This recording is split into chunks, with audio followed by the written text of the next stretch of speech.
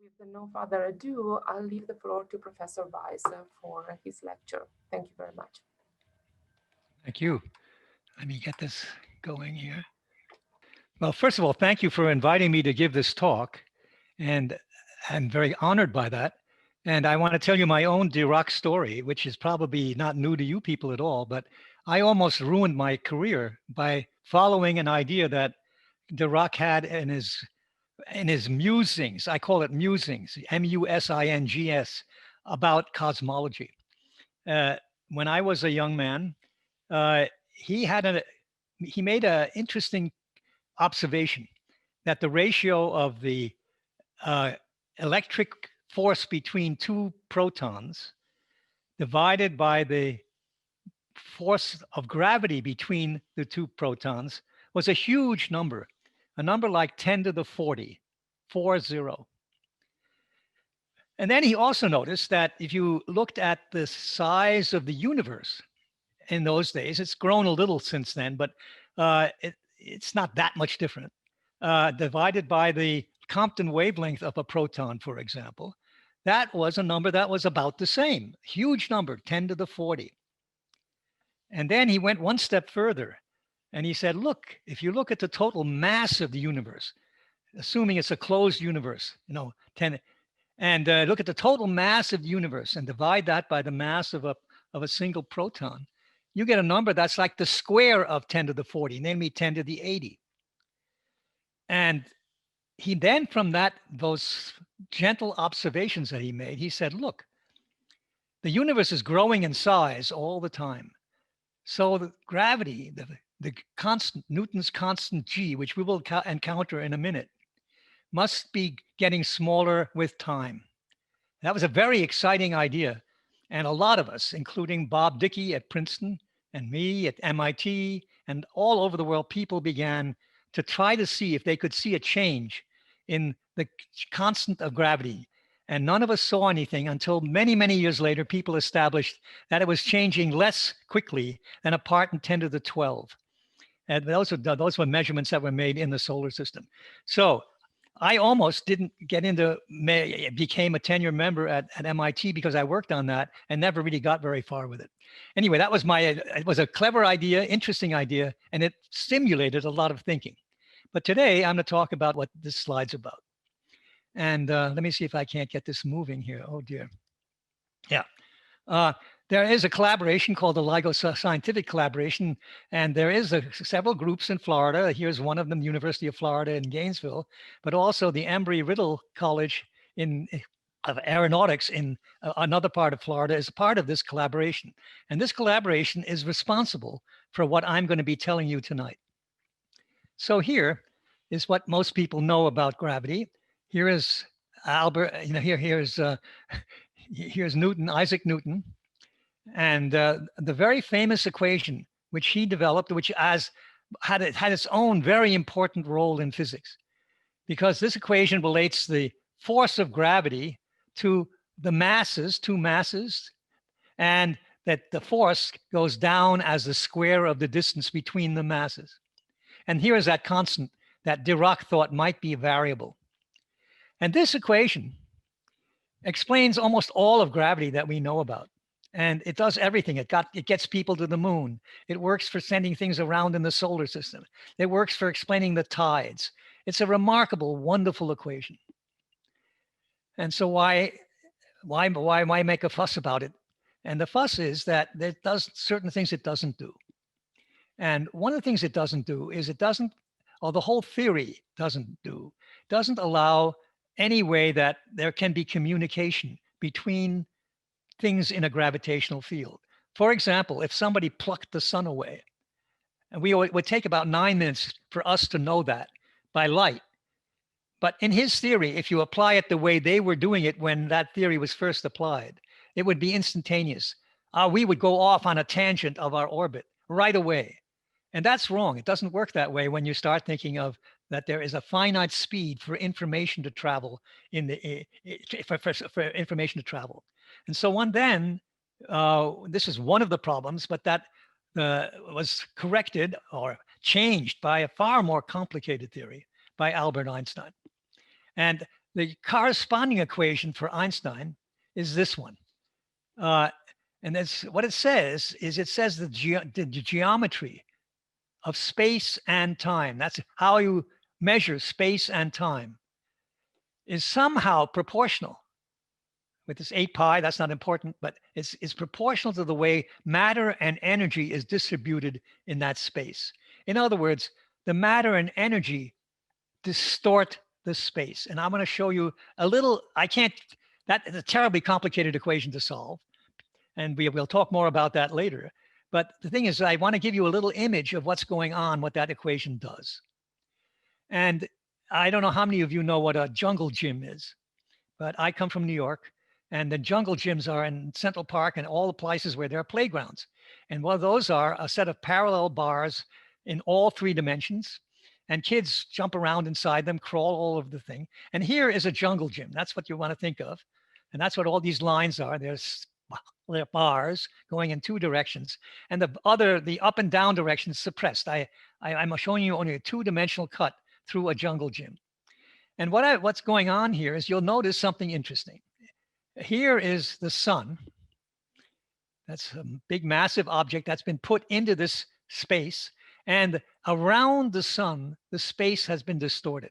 That's what that equation is telling you. Here's something which is full of matter and energy, and space is somehow affected by the way it's distributed, by the fact that there's a mass in it. And right here is the Earth, and it does the same thing, but only to a much smaller scale because it's a much smaller mass. So you notice out here, the space looks very Euclidean and rectangular, like nothing has happened. But right here, things are really going quite curvy. And there is a missing piece to this, which I didn't draw in the picture, which is that everywhere, and you can imagine this for yourself, every intersection of a bar, there should be a clock. Put a clock everywhere, right there and there and there, put them there. And what happens is all the clocks out here will read the same time at the same moment in time. But if you look at the clocks that are in here, they will be going more slowly than the clocks that are out here. And here also, there's a little dimple in that. And the clocks in this little part of space-time, due to the Earth now, will also be going a little more slowly, but not that much more slowly than the ones around the sun. So this is a picture I want you to keep in your mind when we start drawing pictures later of what gravitational waves do. Anyway, that's the best I can do for you with that equation. It's a horribly difficult equation to solve. And people are now beginning, or have been solving it analytically, but they also been now solving it numerically, and we'll get to that. So now I want to talk to you a little bit about gravitational wave.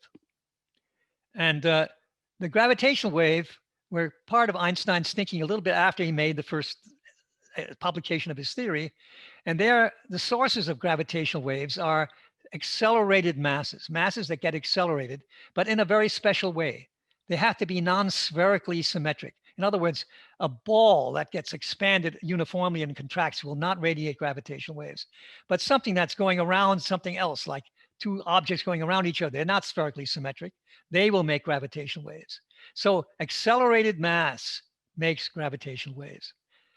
And there's a kinematics that Einstein guessed at right off. He assumed they go at the speed of light, they propagate at the speed of light, and that they are transverse waves, waves that do all their effects perpendicular to the direction in which the wave is propagating. So here's a little animation that will show you what a gravitational wave does. If you see this little red square right in the middle of this set of dots, think of them as places marked by mass or however. But here's where you are. You're right there. And now I'll turn the gravitational wave on, and it'll be coming out at you or going into your screen. But now watch what's going on in this picture. You'll notice a couple of things that are interesting. One of them is that wherever something is expanding, let's say left to right, it's contracting in north and south. It's opposite. One dimension contracts while the other one shrinks and keeps oscillating back and forth. I hope you can see that, despite the bandwidth troubles of Zoom.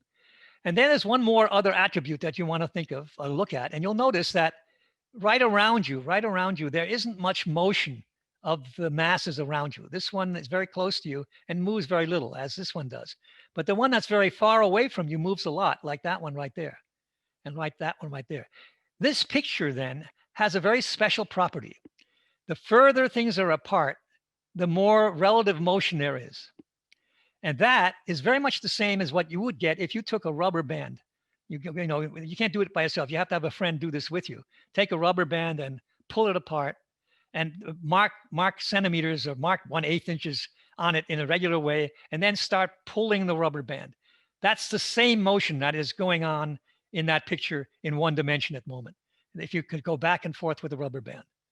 So what is the constant in this picture is that at any one moment, the strain, which is the change in length of the change in position of two objects divided by their separation, is the same everywhere in the picture in one dimension. And then when it's positive for one, it's negative for the other. So the idea that a gravitational wave is a thing that propagates with the speed of light. It's a transverse wave. It makes stretching of space that is perpendicular to the direction in which it's propagating. And it stretches space in one dimension perpendicular to it and contracts it in the other. That's all you need to know. And that's really all that's needed to be known to understand what a gravitational wave does. Okay? Now, the first person to try to exploit this as a way of trying to look for gravitational waves was Joe Weber. That's him on the left here. And his idea was to take a great big bar, make a big piece of aluminum, which is over here on the right, big pieces. Look, that's him. It's bigger than he is. And he mounted little strain gauges on it. These are little pieces of strain sensitive material that makes electric currents occur when they get stretched. And he mounted them on this bar, and he was hoping that a gravitational wave will come along, do what that picture showed, and stretch space in, let's say, this dimension back and forth this way, and contract space up and down, and expand space left, right, and then it passed through the bar and go off. He was hoping to see that in these strain gauges. And there's the big vacuum system he had to stick that thing into.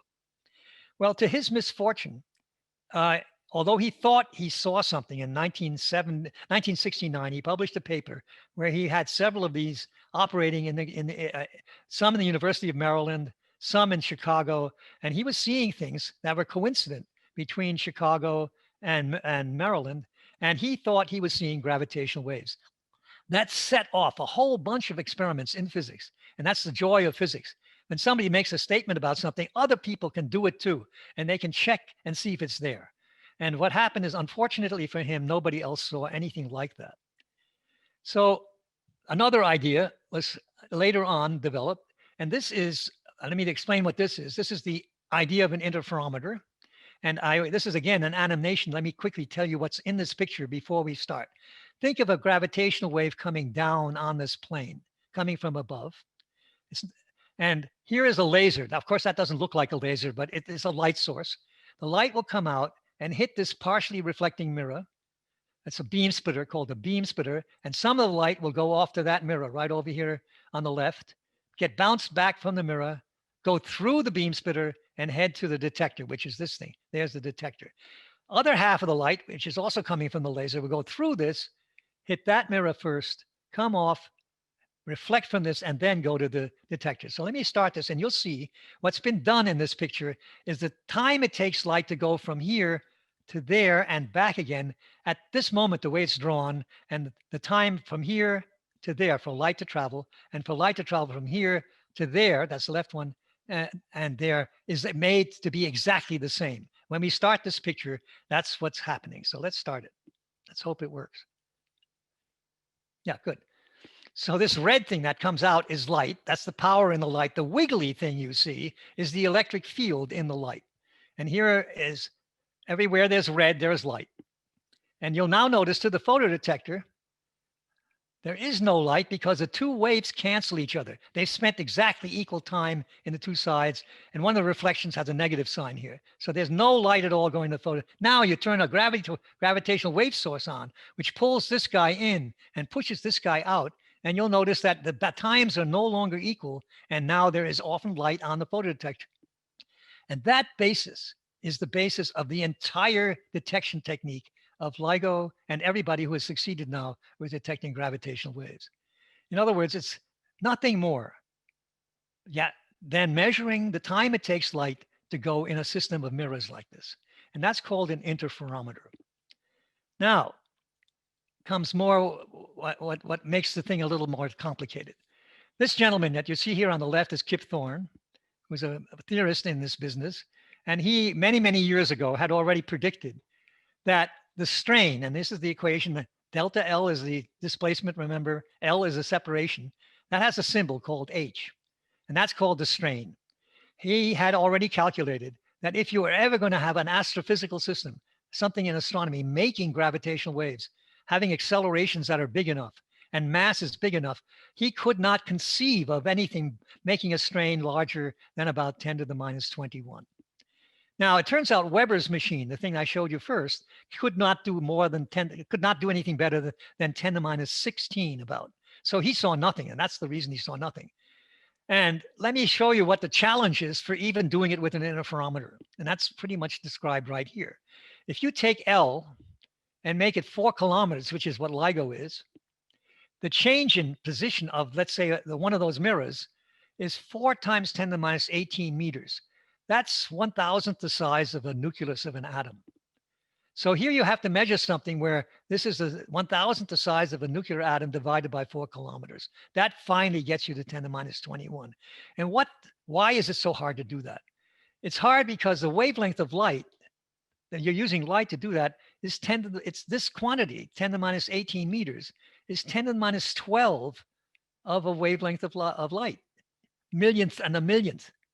And also the ground that you're sitting on, those mirrors that are sitting on, is shaking by at least 10 to the minus 12 of the Earth. This motion, 10 to the minus 18, is about 10 to the minus 12 of the Earth's motion at the surface. So you have to do a hell of a lot of vibration isolation and shielding and stuff like that, so you can see it. And this is what took 50 years. So, okay, so that's the challenge. And here's the instrument that eventually did it. I won't go, I just walk you through this quickly. Some of you will catch it, some of you not. You can ask me questions about it or look it up. But here's that same picture. These are the things that are the same as the picture that you saw. There's the laser. Here's the beam splitter. There's a distant mirror. And there's another distant mirror. And there's the photodetector. Those are the things that were in that animation I showed you. And there's some new things put in here. The most important new thing is that you put another mirror in here, which causes the light to bounce back and forth, something like 300 times. So your light, you're looking at something which is measuring that displacement 300 times. Or another way of thinking about it, you've made this 300 times longer than 4 kilometers. That's one way, another way to think about it. So that's going on in both of the arms of the interferometer, a thing that bounces the light back and forth many times.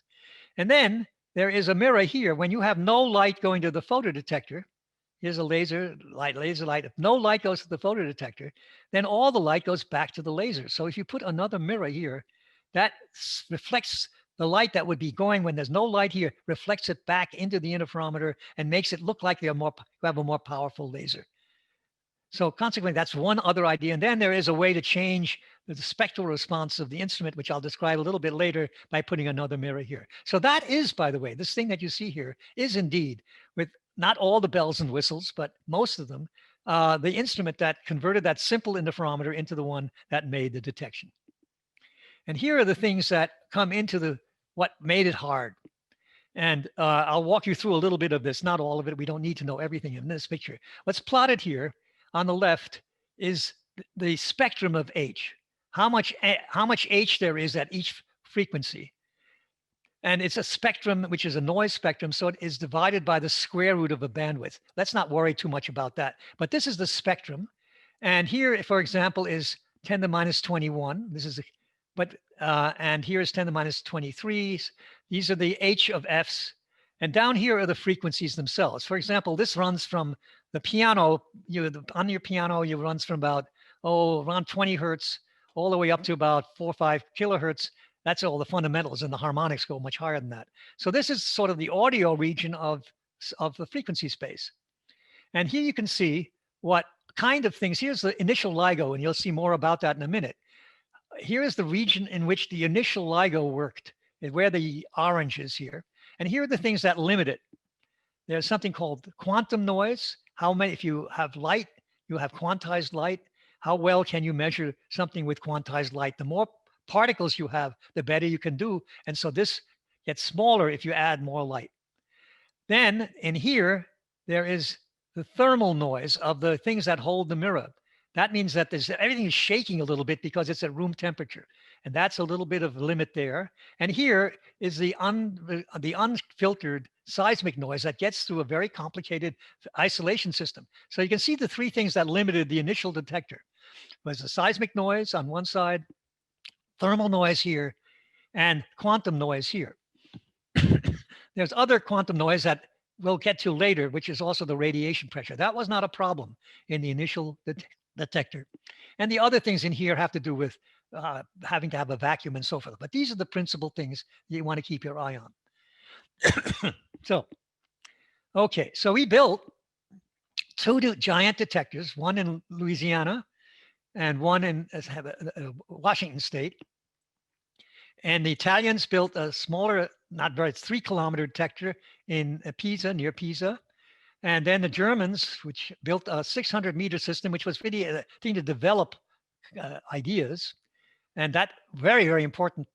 They did some very important development of technology there. And then there are some new detectors.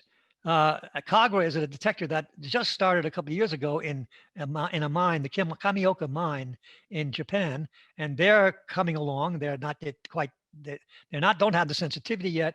And LIGO India is a detector that's being planned right now that is actually one of the LIGO detectors placed in India. So when I talk about the discoveries that were made, they were made primarily by the LIGO Hanford, the LIGO Livingston, and by Virgo. And these were the ones that actually started the whole field, the two LIGO lamps. So let me show you a little bit about that. Here's what they look like. This is the LIGO lab in the south because it has trees. And what you're looking down on is the two arms, which have the laser beams. And here up is in Hanford in Washington. And here's a tube. This is a big concrete cover for a vacuum tube. This is the same situation down in Louisiana. Here's that vacuum tube, which has very, very good vacuum in it to make sure that the laser light doesn't get disturbed. And here's the thing you probably have right in front of you in your own places in the magnet lab and other places. And here then is the control room for LIGO. And here people learning how to run the instrument. Okay, so that's LIGO. And the very first LIGO detector this shows you the set of steps that were taken to make the LIGO detector better. This is the evolution of the detector from 2001 to 2006. And you can see it's not terribly important that you read this, but so you have an idea. Here is 10 to the minus 18 meters right down here. This is now in meters displacement, not in strain. And here are those same frequency scales. Here's 100 hertz, and here's 1,000 hertz. And you can see it was pretty crummy to begin with. Look, it was terrible. That's the real performance of the instrument, just sort of in the beginning. And here are the dates where they all happened. And it got better and better and better and better and better and better. And eventually it got down to here. And that was a very important milestone for the project. It got down to here. And you can see that there's a dotted line under that dotted line. We didn't quite make what's called the design sensitivity down here at very low frequencies. But we were certainly at design sensitivity, at 100 hertz, and this wasn't very far from design. So it turns out what we saw, some people were amazed at this statement. They say, that's crazy. We saw a clean non-detection. Let me explain what that means. We understood when we got down to here, we understood the detector well enough so that you could calculate from the noise of the detector that we did not see gravitational waves. There were no mystery sources left anymore. In other words, we could say at the level that we had made this detector, it was operating almost to design, close enough to design. We can say there were no gravitational waves at all seen down to that level. And that was kind of sad. But on the basis of having done this, we were able to go ahead with changing the detector and make something called advanced LIGO. And this is what advanced LIGO added to this.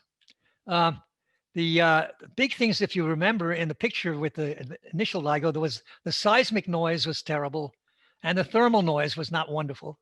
And so the things we worked on were primarily those things. So when whole new suspension system that held the mirrors, this is a whole bunch of pendula or one pendulum hanging from another, hanging from another, hanging from another. That was built, and that was used both to get good seismic isolation as well as get the low thermal noise, because we were using very, very low loss materials in these fibers that were holding this final mirror. That was part of it. And then a whole new system went in to do vibration isolation. I won't describe all of it to you, but I'll describe you the idea. Here is this 4 pendulum all hanging one in series. There it is right there again, hanging from a structure which has in it something quite clever.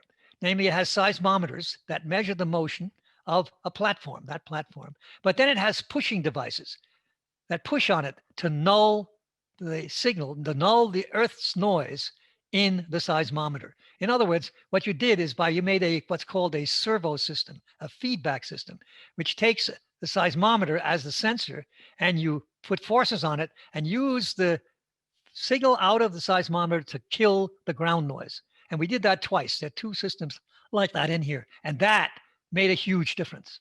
And now the curve for the noise looks much, much deeper into the lower frequencies. I don't know if you can see. Let me try to get rid of this thing. Now the system was good all the way down to about 30, 40 hertz. And this region right in here that got opened up by this wonderful suspension and this clever isolation system, the active vibration isolation system, made it possible for us to make a detection. And this is what I hope that's the next slide. Well, let's see what happens. Yep, that's it. So what we saw very shortly after we built advanced LIGO were 2 signals. One that we saw at Livingston, that was in Louisiana, and another one at Hanford in Northwest. And this is time, and this is strain now. And you can see the units. This is 10 to minus 21. So Kip was quite good. I mean, he had the right numbers. And so what this is junk over here, as time goes on, something starts building up out of this thing. And eventually this is no longer junk. This is something real right in here where the pointer is now. And then it goes back to junk. And the same thing happened at Hanford. This is junk. And that's 2 signals. I will now put them on top of each other. They were much the same, except for one thing. They didn't come at exactly the same time. The signal at Livingston came 7/1000th of a second ahead of the signal at Hanford. And we had to correct for that. We had to slide one of these relative to the other. This was the big deal. And so let me represent it another way, which allows you to sort of get a feel for this. This is a picture of the same events. There are these 2 events. This is the one at Hanford. This is the one at Livingston. And here are the waveforms. And this is again time on the bottom. But now what's presented is the frequency content of that waveform. What's the different frequencies that are in that so for example, at 32 hertz, that's a little about, octave above the bottom of the piano. And middle C is about right there. So, and here you see the color, how bright it is, tells you how strong that particular frequency is in the signal. And that's the 2 signals and also their spectra. And I think you could hear it. If I do this right, you should be able to hear this.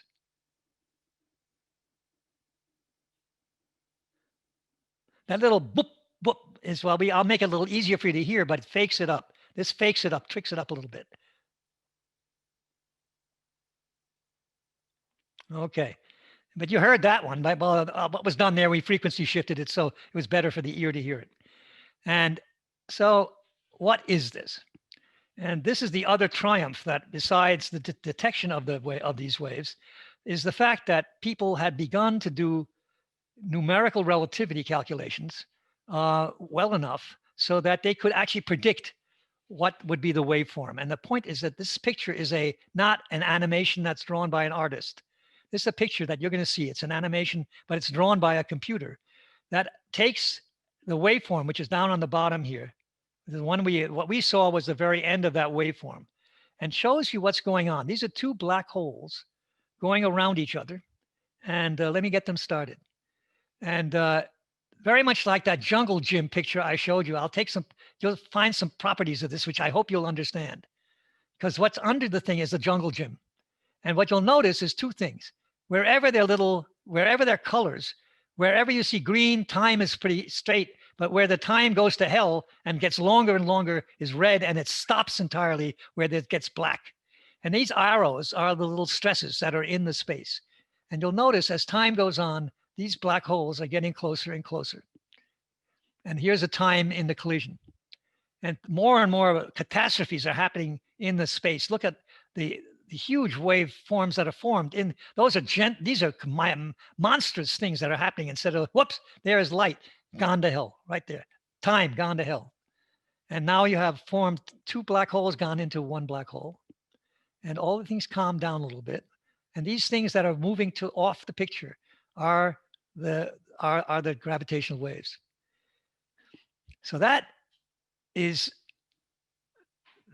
was what we believe, and now we know, was the actual mechanism behind those waveforms. That was it was discovered in about September, and we made an announcement in February of 2016. And I was on the subway in New York going someplace, and I saw this advertisement in New York. This tells you that the comic books and everything that society has sort of was anticipating gravitational waves. It was sort of interesting. What this sign says is science has found gravitational waves in outer space. If only it were that easy to find an apartment in New York City with a walk-in closet. And this is sitting in the New York City subway. I couldn't believe myself when I saw that. And then a cartoon in the New Yorker, these two birds talking to each other. Was that you I just heard just now, or was it two black holes colliding? This all became part of it became part of the public consciousness in a wonderful way. And I think comic books had a lot to do with it. Anyway, we saw then not just one. This is the one that we've made all that I told you most about. This is now time again, and this is strain. And this is the first one we saw. We saw another one. By the way, what did the first one have in it?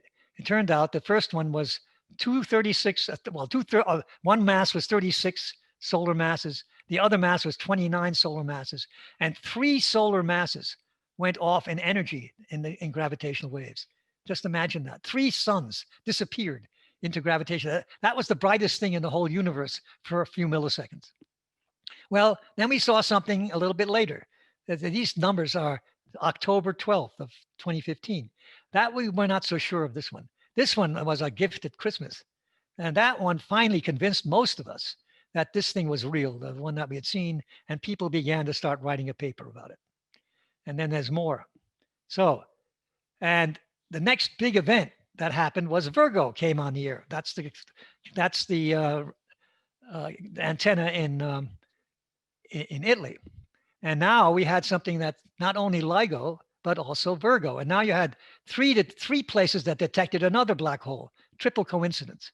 And what that allowed was something much better than just what you would imagine.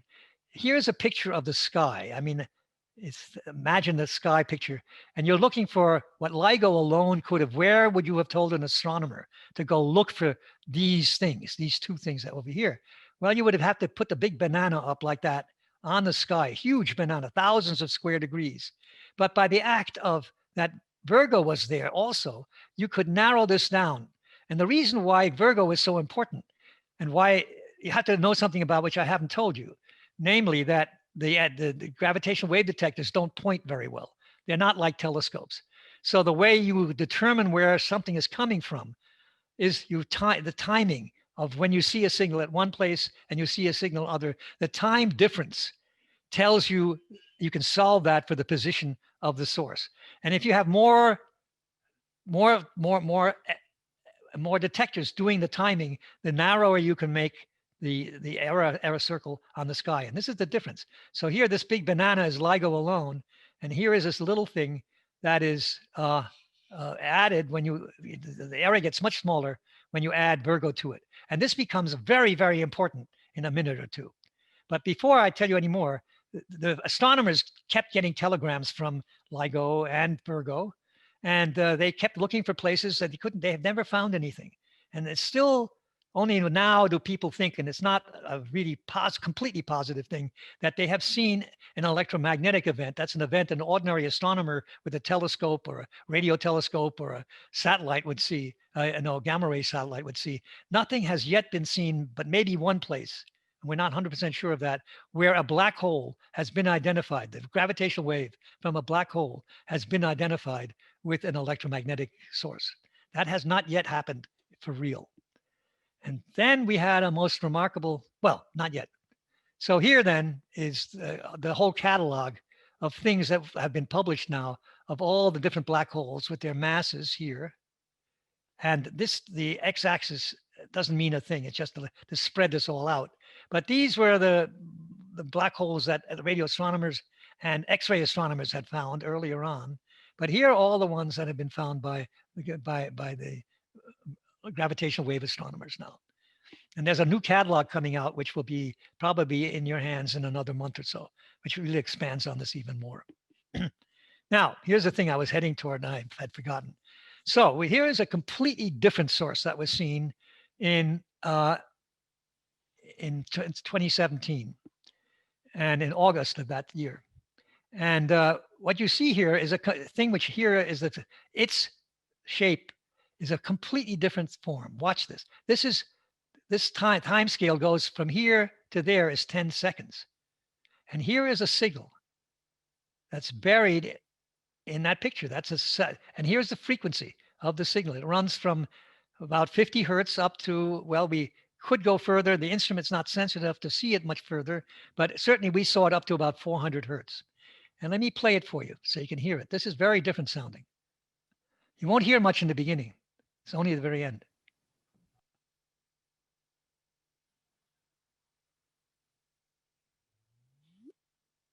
Did you hear that?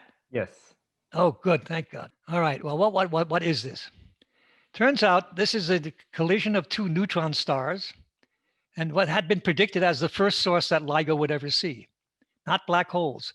In fact, in the early days of LIGO, a lot of people in the world didn't believe, and especially at MIT, a lot of people didn't believe that black holes were real. That's a whole long story. I won't tell you, and you can ask me about it. But neutron stars were seen, and they're pulsars. These are stars that have the mass of the sun about, but they are the size of a city, like maybe Tallahassee. And they're enormously dense. They have the density of nuclear matter. You couldn't put your spoon, the teaspoon into it and pick it up. It's hopeless. It's just too heavy. So it turns out that what happened was here is what's above the gravitational wave signal here is a signal seen by the Fermi gamma ray satellite. And you can see that here's the end of the signal for LIGO. And about 2 seconds later, there is a signal seen by the Fermi satellite. And that's at two different energy bands, 10 to 50 kilovolts right there. And here 50 to 300 kilovolts, a better signal. And then they had another instrument on a different satellite, which also saw it, but not so well.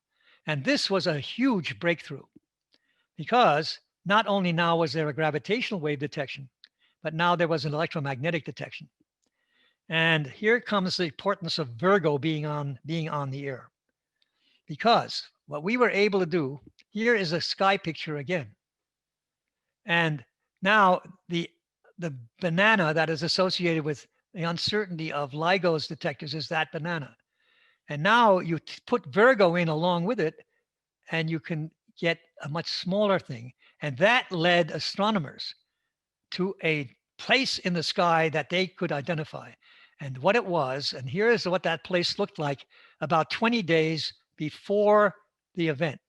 And here, this is a galaxy called NGC 4493. There's the galaxy. And these are stars that are probably in our own galaxy, these three guys. And this is 10 hours after.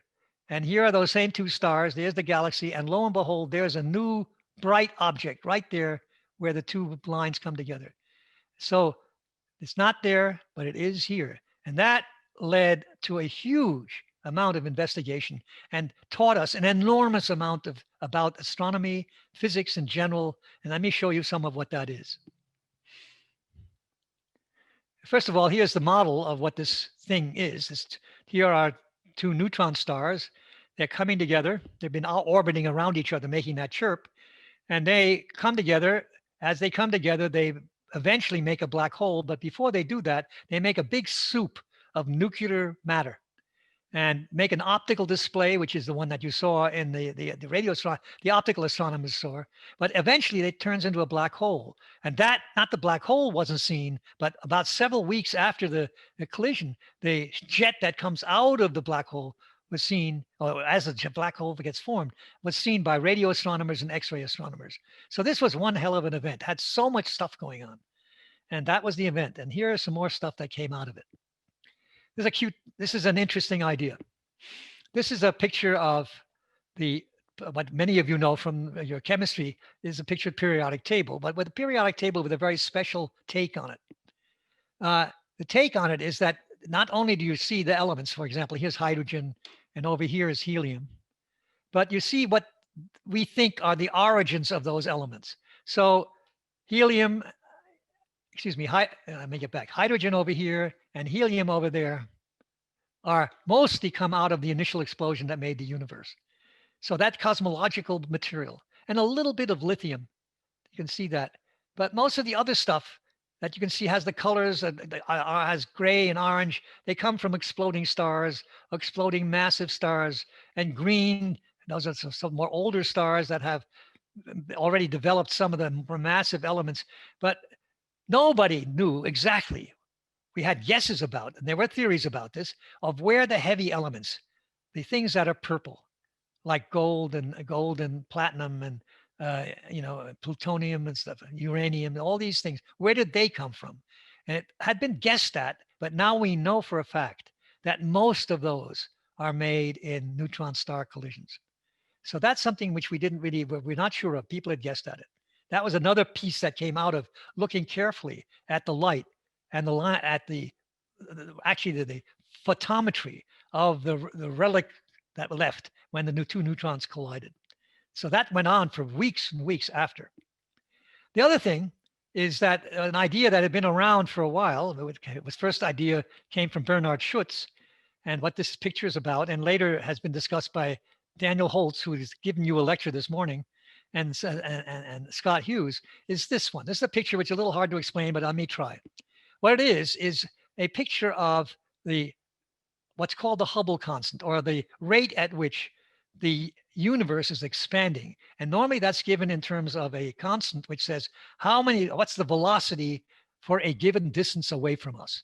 And the velocity grows and grows, gets bigger and bigger, the further away something is from us. And that proportionality is H0. That's a number, and that has been gone through many, many epicycles in the history of man.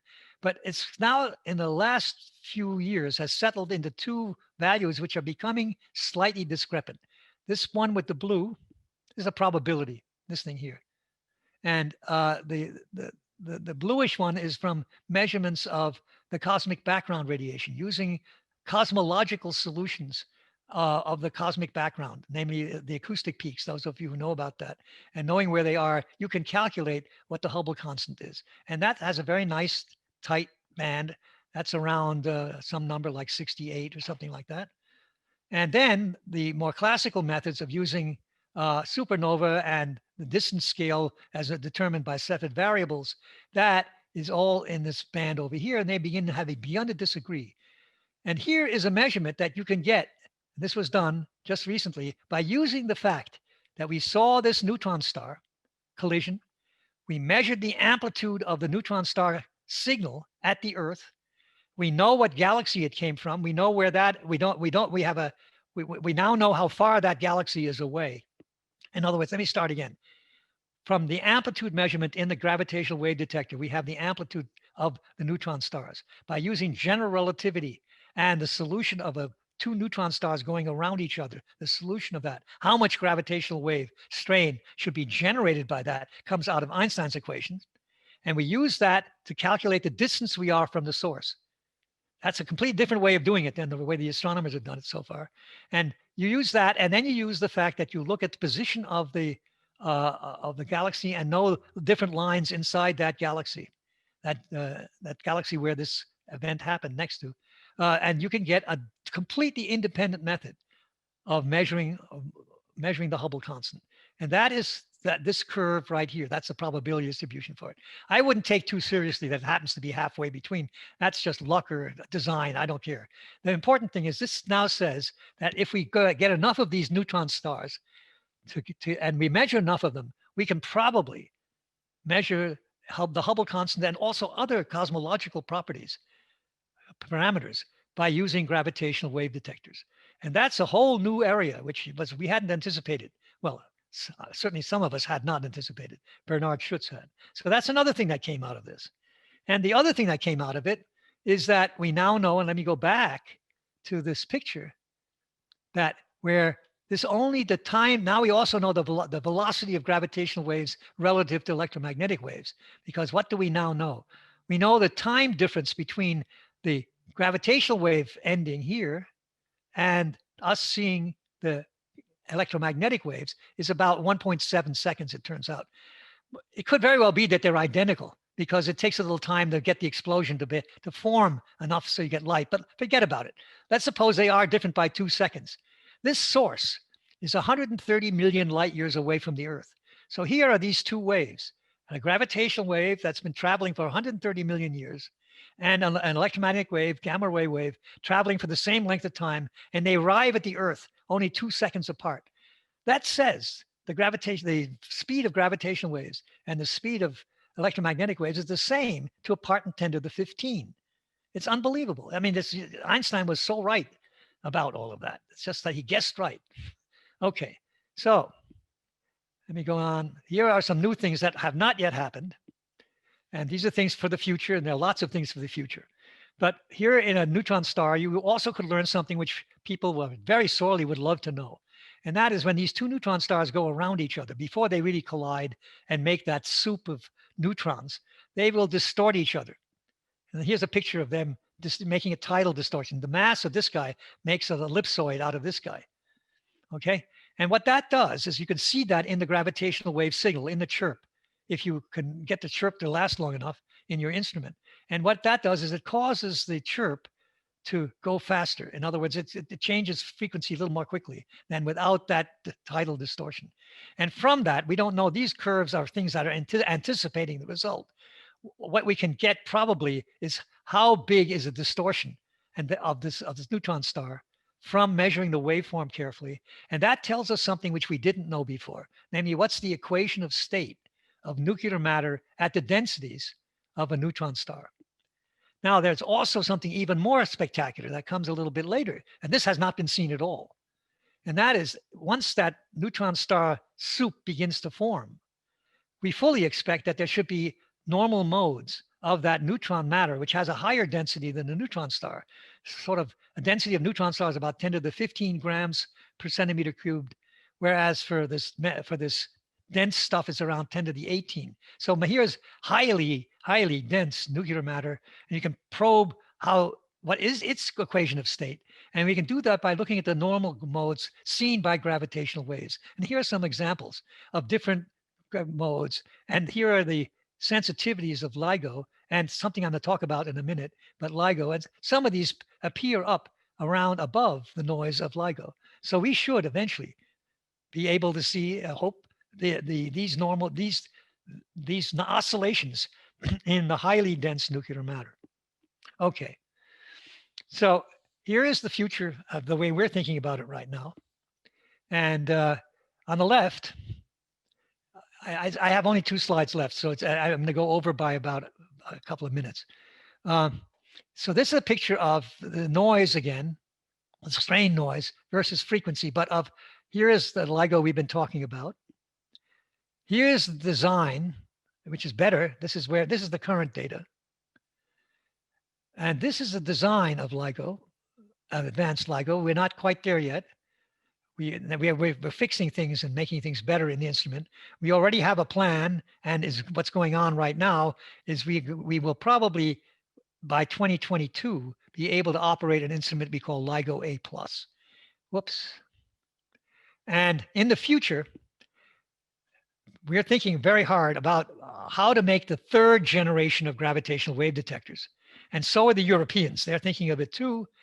The Europeans are thinking of an Einstein telescope, which is about 3 kilometer triangle underground.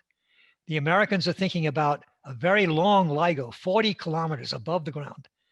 A thing instead of 4 kilometers, 40 kilometers. And the noise is going to look like, for a first version of these, like what's called Cosmic Explorer 1 and then Cosmic Explorer 2, which is a little better. The difference between these two is the technology that goes into it, but you have to build a 40-kilometer vacuum system. But here's this interesting picture that shows you the kind of science that already comes out of that. This is a cute picture. What this picture is the populations of all the black holes. Those are the white dots. And you can see the distance is in redshift. That's the Z. The bigger the redshift is, the further distant is the object. And you can see that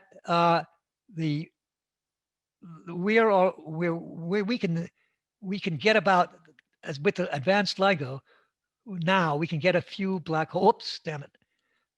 We can get a few black holes, the ones within the blue.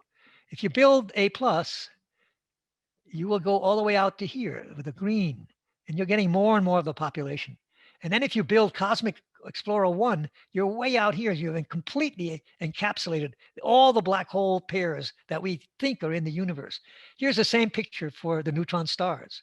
And again, the different, we're very few, we see only maybe 1 or 2 a year of neutron stars. A+ won't do that much better. It'll do a little better. But the thing that really will make the difference is going to Cosmic Explorer and Cosmic Explorer 2, which will then encapsulate every one of the neutron stars, we believe, the binaries that are out there. So that's the future. And we're already thinking of how to build such a thing. And we, of course, it's an expensive project and it'll take a lot of effort to push that through. But anyway, that's the current thinking in this country and in Europe as well. So here then is my last slide, and it gives you a sort of feeling for what is going on in the whole field of gravitational wave astronomy. And this slide has frequency of gravitational waves on the bottom. And this is time up here, corresponding time. So for example, from things which are order of a thousandth of a second, which is what we're doing now with ground-based interferometers, which are out here, all the way to periods of the age of the universe. And we'll get to these in a minute. And these are the strain levels associated with these different regions. So the thing I've been talking about is this, and the improvements are made, the improvements I just told you about are primarily in here. There is a project already going on in Europe, which was an American project, and the Americans are still part of it, to do a interferometer in space, which are much larger baselines of 5 million kilometers, and with 3 satellites in an equilateral triangle in a beautiful orbit that is almost self-preserving as it goes around the sun. And this will look at massive black hole collisions, like the collisions of the black hole, like the one in the center of our galaxy, with another black hole, or even little black holes going into the big one in our galaxy. That'd be very exciting because you can do wonderful tests of general relativity with that. And it will also look at a lot of the white dwarf binaries, which are ordinary stars, which are separated, which are held apart by electron degeneracy pressure. And there are many of them all over our own galaxy. We'll see a whole background of these guys. The next project is one with a much, much longer time scale. This is pulsar timing. The idea of using pulsars as oscillators, and that people have been able to do that now. They find that there are many old pulsars that have rotation rates which are very, very constant. I mean, they're as good as the atomic clocks, or sometimes better than the atomic clocks we have on Earth.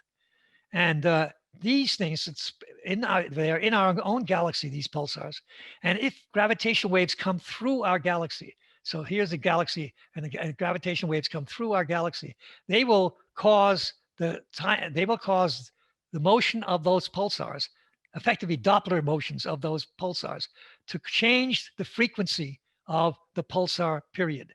And then when the gravity wave hits the Earth, it'll also cause the Earth's Doppler shift of that wave to change. So you will see very small changes, parts in 10 to the 15 changes in the rate or the pulse rate from a pulsar. And people are doing that now. And with that, they hope to see the collisions of supermassive black holes were in 10 to the 11, 10 to the 12 solar masses that were around in the beginning of beginning when the star formation started. And they will probably they hope to see individual events like that. And they also hope to see an isotropic background of unresolved bursts from such stars. And there is not a rumor, they think they may be seeing something like that right now, except it doesn't, and you can ask me questions about it, it doesn't satisfy all the constraints that indicate that it's gravitational waves. It's a very exciting area of using radio telescopes as gravitational wave detectors. And finally, this is the last, and this is something that's been going on and for a while now, is that to actually look at the gravitational radiation, not directly, that was made by the initial explosion of the universe during something called inflation. And that is a time when quantum theory would be important in the fluctuations that made gravitational waves. And way the people have been looking at it is not by directly looking at the gravitational waves, but rather by looking at the polarization of the cosmic background radiation, the radiation that was discovered in 1965, that is the result of the explosion of the universe itself. But that radiation has been studied very carefully, its thermal background. And now when you look at it even 1,000 times better than people did with a satellite called COBE, you will look for fluctuations in the polarization. And the polarization will have two patterns. One pattern that's determined by by scalar temperature fluctuations of the plasma that made that radiation at the point when the universe became transparent. So you have density fluctuations in that plasma made by just plain old scalar densities, and then there will be fluctuations in the density due to gravitational waves, which cause patterns in the plasma, and those patterns lead to a pattern in the way the polarization is given, and those are called B modes. And you'll probably read about them or hear about them. There was a thought to be a detection of those back about 3 years ago, but it was not true. It turned out I don't blame anybody for anything like that, but they were fooled by having polarization due to dust. And a lot of people now are doing this experiment very much better. And I hope this will be one of the most exciting things that'll happen in our lifetimes if people can see those B modes. So thank you very much. Thanks a lot, Rainer. You're quite welcome.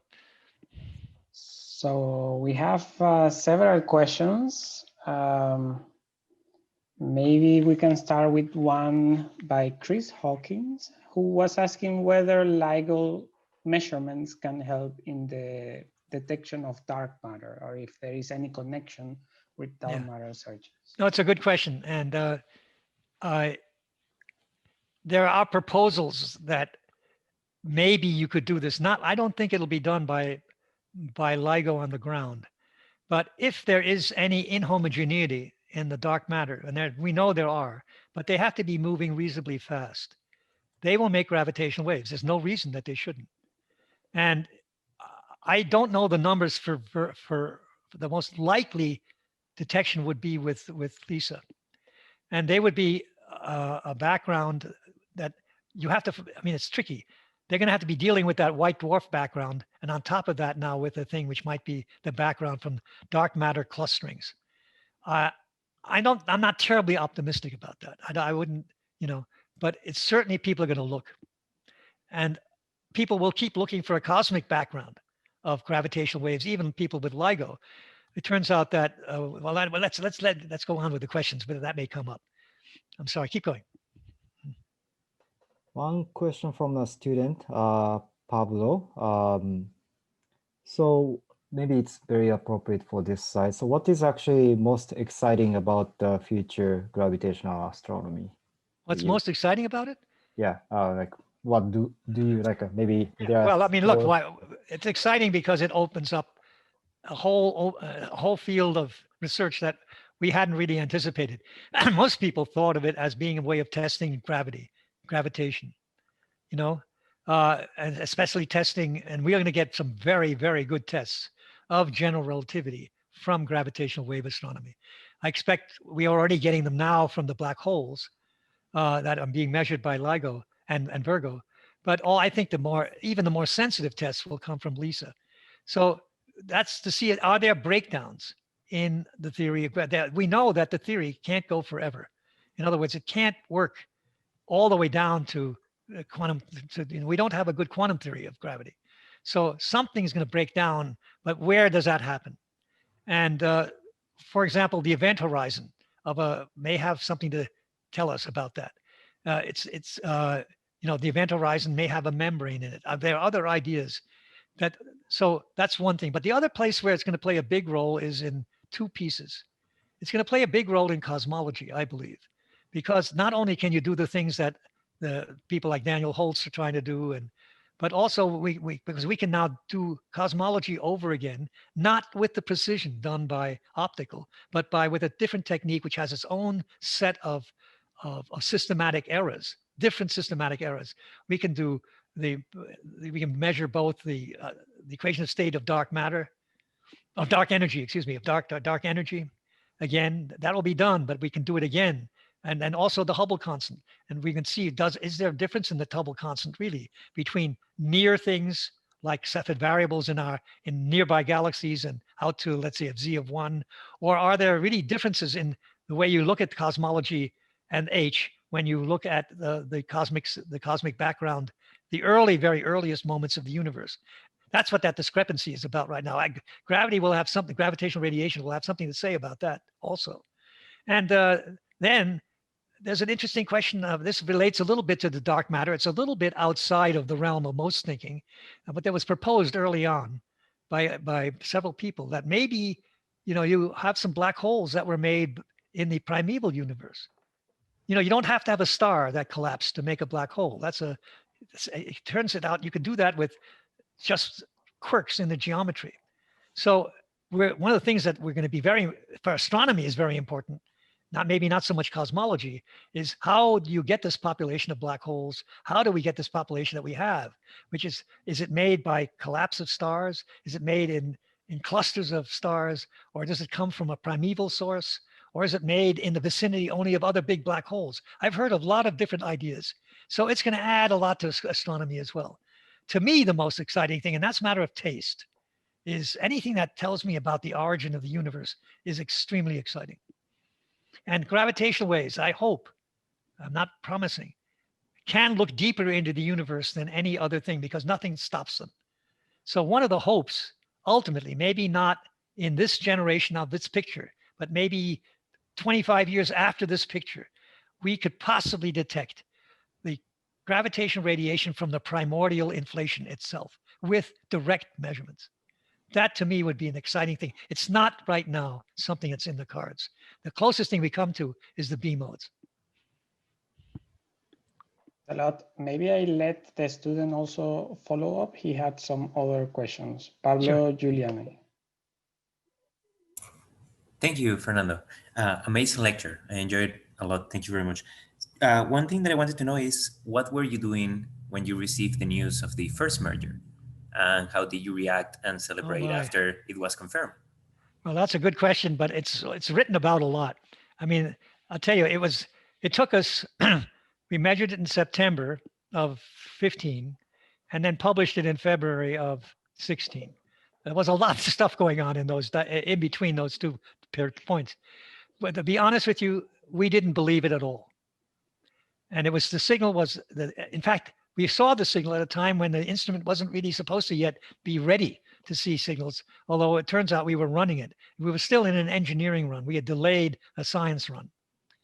So this was seen, and it was seen actually by the Albert Einstein Institute in Hanover first, they were up early enough that morning to see it. And they saw this thing and they called everybody up saying, is this possibly a source? And everybody says it's crazy. It's obviously an injection that we make for ourselves. Let me explain that. We did this a lot during initial LIGO. What we did is in order to test not only the hardware and the software, but also to test the whole combination of people, software and hardware together, we would make blind injections. These were done by people who didn't tell what they were doing, but they wrote down what they were doing, and we were supposed to fish out that signal. Well, sometimes we saw the signals and sometimes we didn't. And so the obvious thing everybody thought was, well, this is just a blind injection. Come on, don't get excited. It's too clean. And very rapidly, within about 8 hours, it was established the team that was supposed to do the blind injections wasn't even ready yet to do that. Their software was, there was no way it could have happened. So that went over. So we got more and more mystified. And then a theory started, which took us almost 5 weeks to get over with. How do we know we weren't hacked? Now that's something people would never have thought about in another epoch, but that some people had gotten into the apparatus somehow from inside or the outside and planted that signal in a fake way. And that took a lot of study and a lot of careful work. And what happened is that, yes, you could see the signal all the way from the detector to the computer output. In other words, we could follow the signal. So in the end, we began to say, yeah, it's hard for some hacker to know enough about the instrument to be able to do that. But you can't prove that you don't have a hacker that's that smart. So in the end, we said, it's most unlikely it's a hacker. But the thing still weighed up as a smelly part of this. And that's when other people began to worry about what was going on. Several of us didn't want to publish until the another detection that was really valid. Just another detection. And that certainly is what convinced several of us. And that's when people started beginning to put a paper together, put a committee together.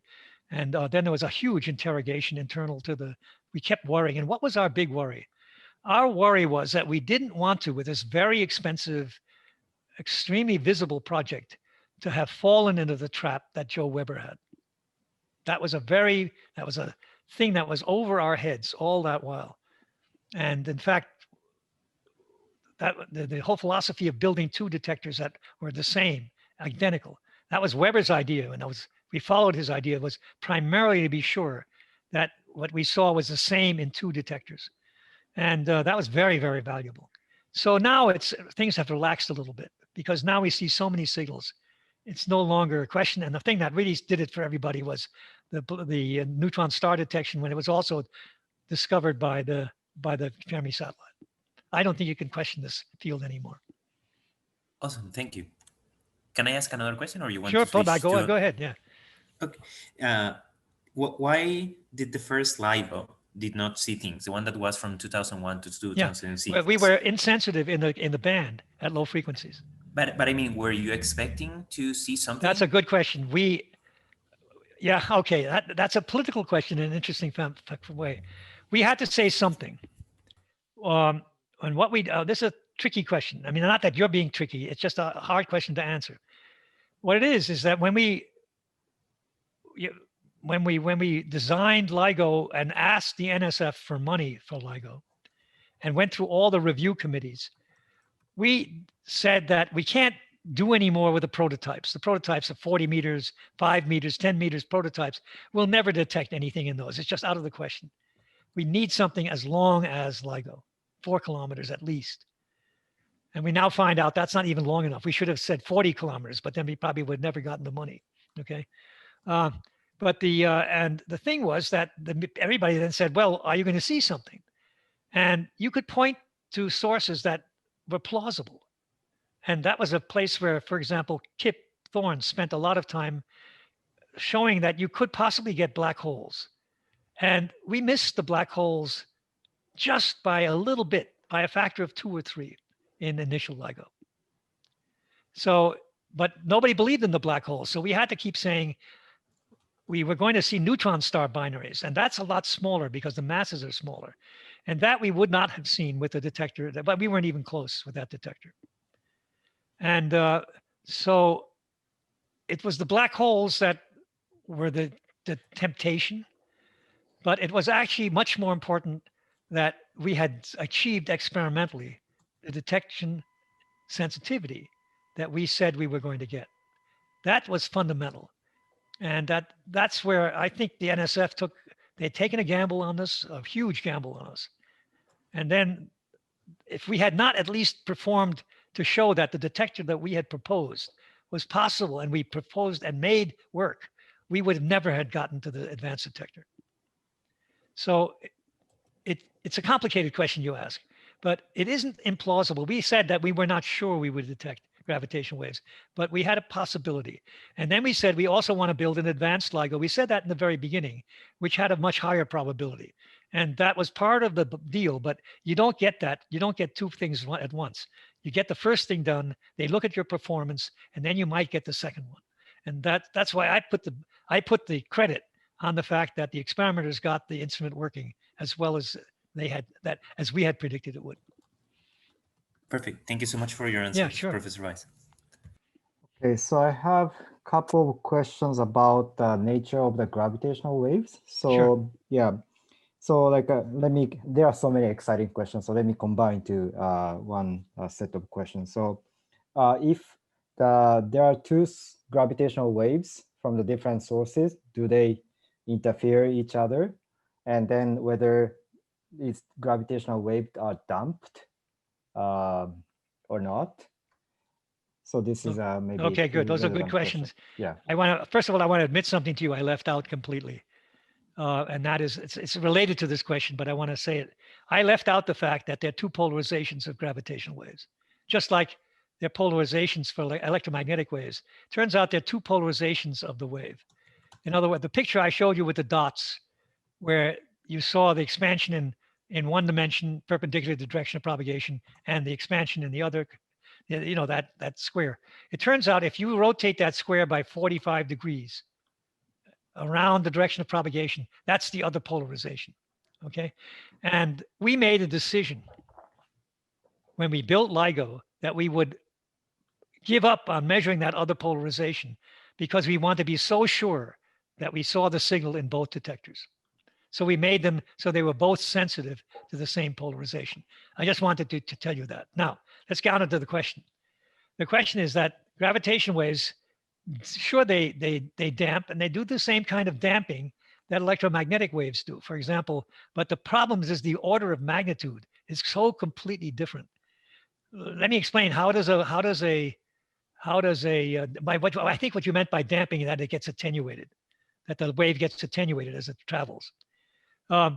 So let's see what happens with how you attenuate light. When you send light through matter, it gets attenuated because you propagate light through matter. You find out you induce dipoles in the matter, which then re-radiate the light into all different directions. There's some in the forward direction, and that makes the index refraction, but some of it gets radiated in other directions as well. So the fact is that as electromagnetic waves go through matter, they get weaker because the wave is radiated away, okay? Little bits of it are radiated away by the matter. That same thing happens with gravitational waves. What you're doing is you take the gravitational wave, start it from the black hole pair, send it through the universe, and that will push matter back and forth, much the way that I showed you with the dots. And that will cause a little tiny amount of radiation. But it's so small, that quadrupole radiation, that you can go the whole length of the universe, and not see any attenuation. It's tiny. I don't know the number, but it's so tiny that people don't even consider it. And that really has to do with that you're inducing a quadrupole, and the quadrupole radiation is tiny, and the forces are tiny. So you get very, very small re-radiators in the matter. But there is a slight bit of damping, yes. But my God, you don't have to think about it. So that's one of the reasons we make such a fuss about gravitational waves. One of the sources we haven't talked about is, should we ever get to the point where we're seeing a supernova, a gravitational wave coming out of a supernova will tell you everything that's going on inside the supernova because it's not attenuated by anything. The neutrinos don't attenuate it. Nothing attenuates it. So consequently, we will really find out what goes on in the side of a supernova. That's a source that, in fact, in the early days of gravitational wave research was considered the most important source. But it turns out that at most, you get even the best detectors we have on this picture that is still in front of you will not see a supernova but once every 50 years or so. So yeah, I hope we're all on the air when that supernova happens. But and that we'll learn a tremendous amount from that one deal. But you can't make a field by waiting for 50 years. Okay. So yes, there is damping. And I think I've answered the other part too, that the damping is so small, it doesn't attenuate. We have many questions, so I'm gonna let Curtis Jengerson to ask. Go. Thank you. First of all, thanks again for the lecture. It was really incredible. Thank you. No, thank you. I have a quick question. So like the technical hurdles aside, it really sounds like the space-based interferometers will have significant advantages over Earth-based instruments, just with the distance between components being so much more massive, seismic isolation, perfect vacuum, etc. So how far away are we from actually achieving something like that? Okay, I can tell you. That was the reason for the LISA project. The LISA project was proposed in 1976 or something like that. It's been around for a long time. It was a project that was administered by JPL for a while, and then it went to Goddard and JPL together. And it made the list of important projects for NASA. And in 2010, I think, 2010, NASA decided it didn't have enough money to do it and canceled it, which was a shame.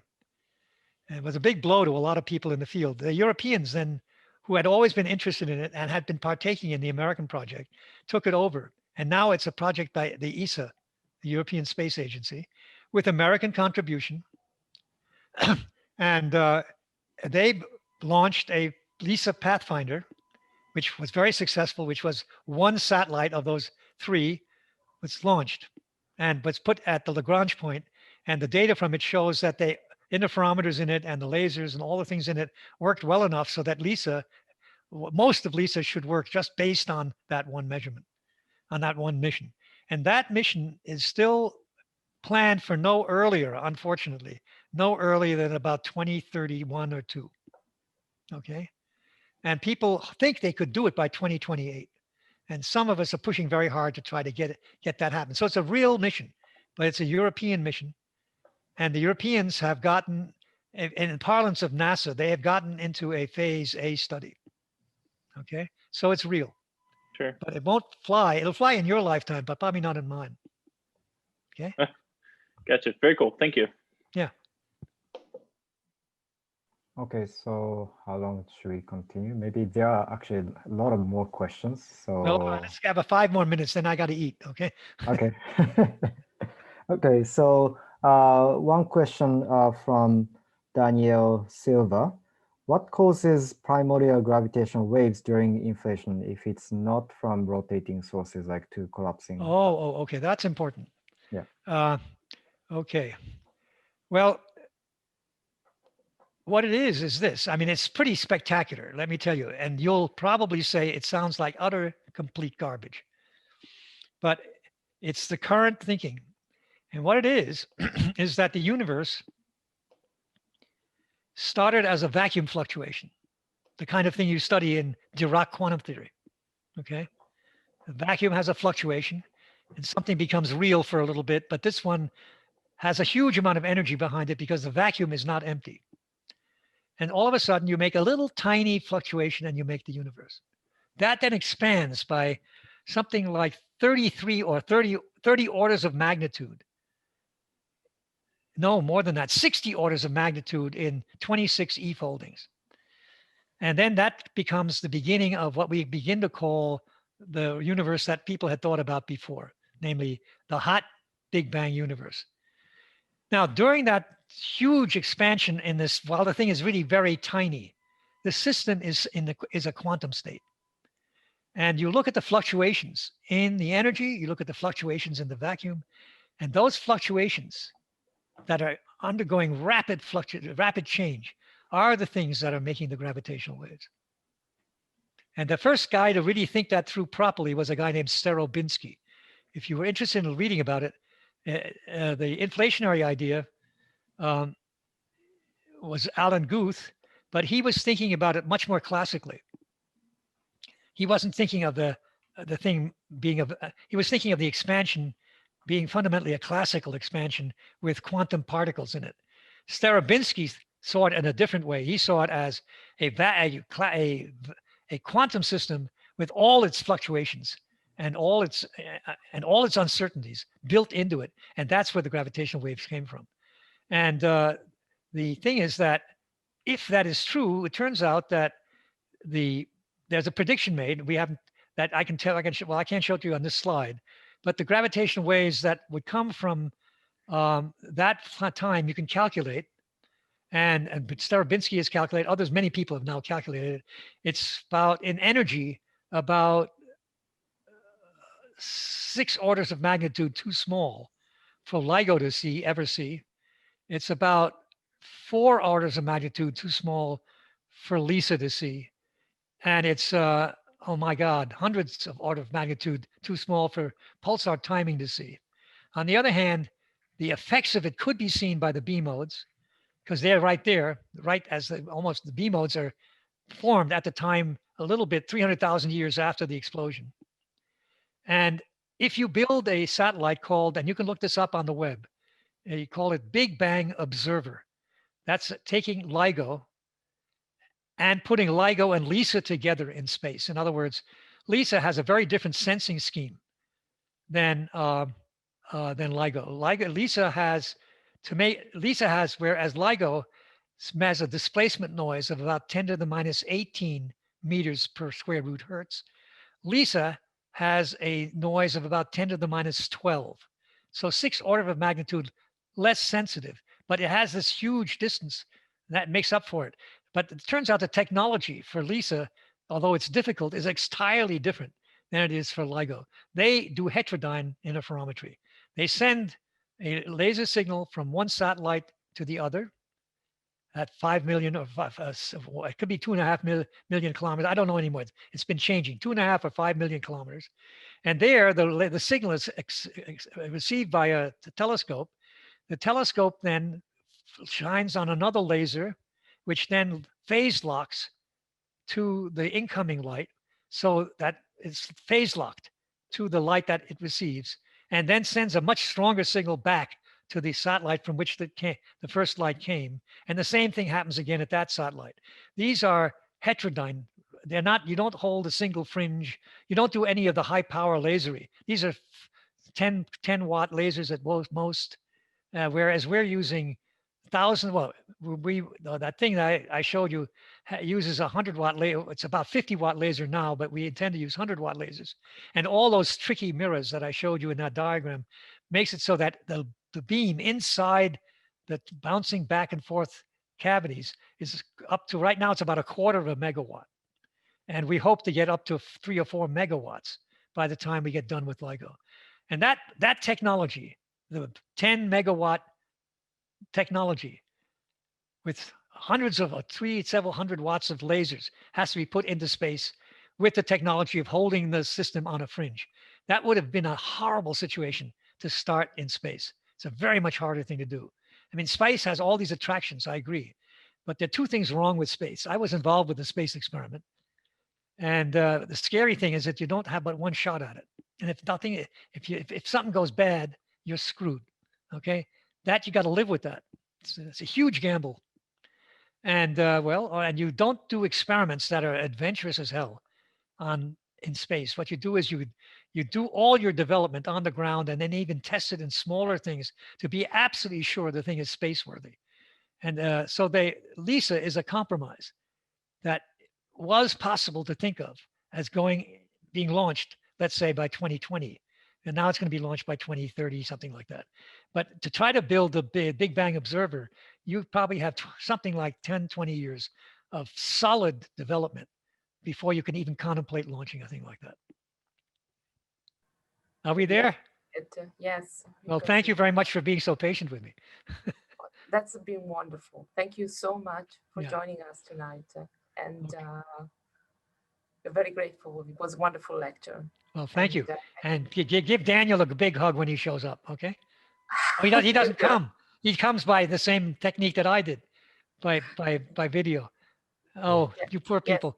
Yeah, okay. Daniel's a delightful guy. Okay. Anyway, thank you again. Bye-bye. Thank you. Good night.